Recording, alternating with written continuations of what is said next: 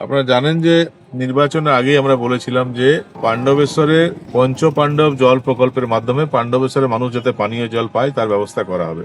আমরা মাননীয় মুখ্যমন্ত্রীর কাছে কৃতজ্ঞ যে মুখ্যমন্ত্রী হিসেবে শপথ নেওয়ার 1 মাসও হয়নি তার আগেই ঠিক আপনারা জানেন যে জুন মাসেই আমাদের বাজেট প্লেস হতে চলেছে। 18 তারিখ থেকে বাজেট সেশন স্টার্ট হবে, 22 তারিখ উনি বাজেট প্লেস করবেন। তার আগে বাজেটারি অ্যালোকেশনে যাতে পঞ্চপাণ্ডব জল প্রকল্পের জন্য অর্থ বরাদ্দ করা যায় তার জন্য পিএইচই ডিপার্টমেন্টের এক্সিকিউটিভ ইঞ্জিনিয়ার ও অন্যান্য আধিকারিকরা তারা এসছেন আজকে, তারা সরজমিনে দেখলেন।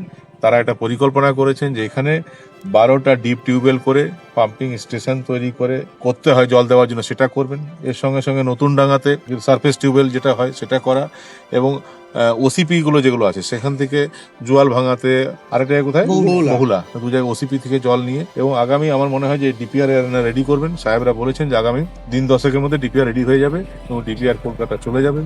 বাজেটের পরেই হয়তো 3-4 মাসের মধ্যে কাজ শুরু হয়ে যাবে, এবং আমরা যদি দুর্গাপূজার আগে কাজ স্টার্ট করে দিতে পারি তাহলে সামনে বছর হয়তো গ্রীষ্মে এই জলের কষ্ট হয়তো থাকবে না।